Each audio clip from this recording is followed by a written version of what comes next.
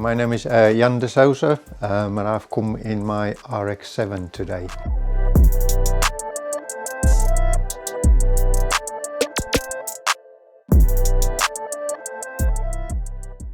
From a very young age I always had a soft spot for the RX7 and then opportunity come along. I had a bit of a budget to afford a bit of a project car. Looked at lots of cars, kind of nailed it down to two cars, RX7 or S15. And at the time, S15 was just outside my budget, and you won't believe what I paid for that. I only paid 11.5 grand for it 7 years ago. So, wow. But yeah, and obviously there was the Fast and Furious stuff's always going to come in there. And I like a unique car. I always want something that's really unique, that's going to stand out, and the RX7 just tick all the boxes for me. And as soon as I saw that one, it was just, I kind of, even my mate that took me down to go and look at it, he said as soon as I saw the car, he said he knew I was going to buy it. It's got an aftermarket wing on it, aftermarket front bumper, and then original side skirts. But I say original side skirts, they are the actual original MAZDA RX7 side skirts. They rubber and they're extremely rare. You just don't get them anymore. So I mention them because you see a lot of them as well. They won't have these on. And then I've added rear spats as well again, which is the original rear spats, which I picked up for a real bargain. The car was bought as a weekend car, a bit of a track toy. Changed it over years to not be a track toy because it's just too expensive. I bought a separate track toy. But yeah, every year I think is one of the highlights. Me and a lot of the friends, there's about 20 normally that we go to a meet called 10 of the Best, Elvington, where they do quarter-mile drags, half-mile drags and handling circuits. And we just have an absolute blast in the cars. Obviously, as you progress through the years, you learn about these cars, you know what to look out for, what not to look out for. It's not the most difficult car once you understand, once you know where to find the information. I'd say first thing, obviously, find a group, a RX7 group, find a RX7 specialist, talk to people before you commit to going into that. Saying that on the side, once you've got a good built car or a good built engine, as good as any other car, any other tuned car, you look after it well, it goes, that's it. It'll not give you any issues. And bearing in mind, it's a 30-year-old car.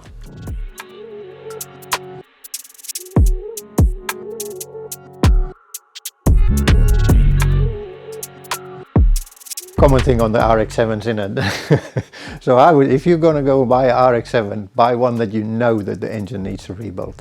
And just have it rebuilt, then you know you've got a really good built engine to start off with. Mine, I was a bit unfortunate, it actually had an engine rebuilt when I bought it, but the RX7 specialist that I work with, his name is Pip, when he stripped it down, because it was burning oil like mad, which they don't actually do. They don't really do it. Everybody says they do. No, they don't. When he stripped it down, they didn't replace it. They absolutely put new parts in the entire engine. They just didn't put new oil seals in. He says he thinks they didn't do the oil seals because they're extremely expensive. They're about 600 to 800 quid just for the oil seals on their own. And that's literally all it needed. One that was done. Cars running now, it don't even burn any oil. Performance stats, yeah. So standard, this one, because it's one of the earlier ones, is 244 brake horsepower standard. At the moment, after the engine rebuild and turbos, which we'll probably get into in a bit, it's now running 370 horsepower, only on 0.85 bar of boost, about 12 psi, so really low boost. Again, I really wanted to keep the sequential twin turbo, so they are sequential twin turbo. First turbo comes in on like 1800 rpm, second one on 4,500. I wanted to keep the sequentials for kind of track use. You don't get any turbo lag with sequential setups. Lucky enough to know someone from Midland Turbos, very good friend of mine, so he did a hybrid turbo upgrades on that, so full strip down, billet wheels and a bigger exhaust wheel as well. And that means you can run a bit more boost as well, because the standard turbos you can't really run more than 0.7 bar.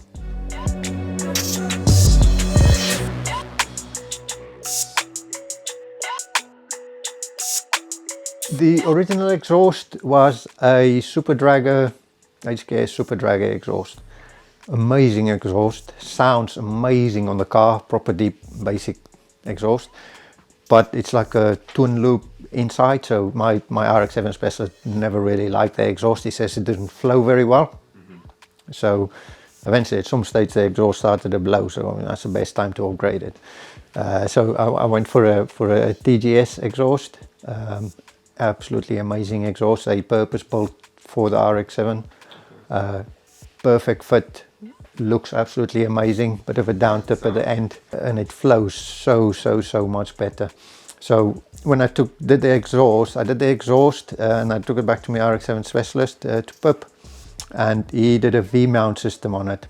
So the V-mount is a intercooler and a radiator that sits in a V in front of the car. It's about the best, it is the best cooling setup you can get on these RX7s. It works extremely well, it just traps the air really well. So I did that with the exhaust and with a map, and it basically gained like 60 horsepower with and I think he upped the boost by 0.05 bar.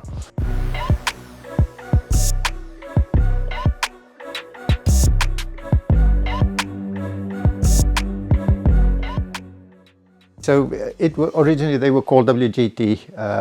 It went on his own now. Pip, that company unfortunately closed down for some reason, I'm not sure why, but Pip went on his own. PG Automotive, and he's been the one that's looking after my car for as long as I've owned it. He's extremely good, so I'll definitely give Pip a shout out. As an RX7 specialist, he's probably one of the best in the UK. So he does a fuel system upgrade. It's bigger injectors, fuel rails, and a better pump. And basically you need bigger injectors, because as soon as you start mapping these cars, the old injectors just can't keep up. They hit 100% cycle, so you've got to go for bigger injectors, and that's the reason behind the fuel system upgrade and the pump as well.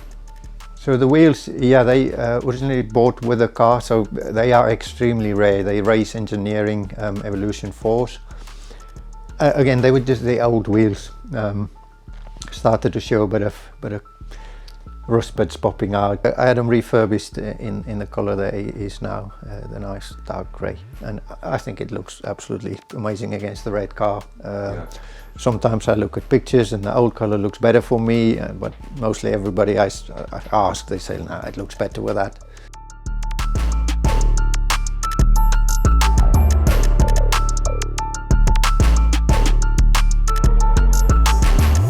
When I only just got it, and the induction filter that was on it was literally falling to parts. It was that old, it just crumbled, and I was like, man, I can't even drive the car with this. So I thought, okay, you know, buy once, buy proper. And I ordered some air inks, they're called air inks from Japan, directly from Japan, a twin turbo induction kit for it. That take quite a while, obviously, to come from Japan. But overall, parts is not really too difficult to come by. Challenges, again, it's an old car, it's 30 years old. Stuff does break with it, especially what I use it for. It gets driven extremely hard. You know, I mentioned 10 of the best again. It gets launched over a weekend, maybe 50 times. So it takes an absolute hammering. Other breakages, I think that it was only really the clutch that left me standing where I had to be recovered. Yeah. You learn about the cars as you go on. So we did a center pod bit, and I launched it probably a little bit hard, and the clutch has got a little collar in it, and the collar come away from the clutch plate. It's a pull clutch. So, and again, now I know, you know, when you do a clutch, just buy the uprated collar ring, because then you don't have to do it again. And it's I I've read about it now. It's a common issue with these RX7s, or not just RX7s, Evos. They do the pull clutch as well, 456. And the actual part number they operated, it's ACT monolock collar, and it's exactly the same part number in the Evo as it is in the RX7.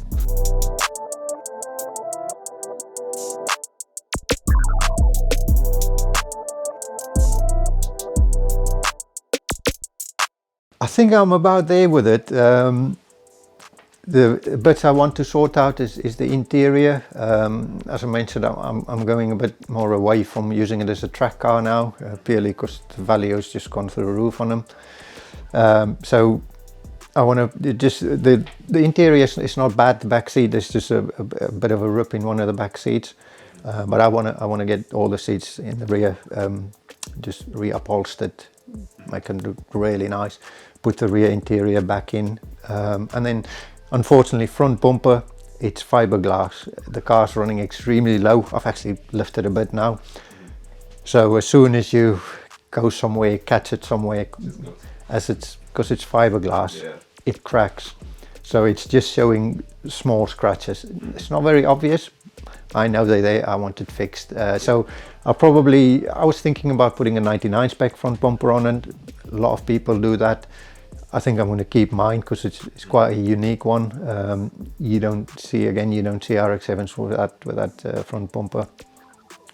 So yeah, I want to keep that and get that fixed. I don't think I'll ever sell it. Yeah. It's it's my second wife. I don't know. It's the amount of money I've spent on it, and it is my absolute baby. I love driving the car. Even my wife says, as soon as you get in that car, you're just smiling from ear to ear. I don't know, as I get older, I don't think I'll ever grow up. So a bit of a funny story for you. I come to a car meet not far from here at the industrial estate, I think, somewhere. I pulled up, did the meet, did a few shots. Someone took some really nice pictures of it as well. And as I was driving out, this young lad who stood next to me, I could actually hear him, and he went, "Check the old guy out in RX7." I'm like, "No way, man." You need to do a lot of homework. I thought I did. I didn't. You need to get quite a lot of information out of the car. If I had all the information now, what I had back then, I would have been way better off. Saved a lot of money, a lot of time, a lot of expense during my ownership. As I said, go on groups. There's a really good group called FDOC. They're absolutely amazing. It's all RX7s. There is so much information out there. And the other thing is definitely RX7 specialists. There's another one, Essex Rotary down in Essex. They're extremely good. And then there's Pub, and Pub's been absolutely amazing. Talk to someone, come to me. You know, come and talk to me. I can tell you what I've been through, what's gone wrong with the car, what you've got to look out for. Look out for a car burning oil. Is not normal. They shouldn't burn a lot of oil at all. If it's burning a good amount of oil, the oil seals is probably gone. The tubs, on about the rotor tubs, no, don't worry too much about them. As I said, with good maintenance, the car will be absolutely fine. What I used to do with these, with mine, when you do take it out on track, when I went to 10 of the best, pre-mix it with a bit of extra two-stroke, extra lubrication. It just helps it along a bit. And a lot of people actually do that. They run every tank of fuel, they'll put two-stroke in it. It's just lubrication. Only downfall is you foul your plugs a lot. Plugs on these is 65 quid a set. They're very expensive. They're just not a normal plug.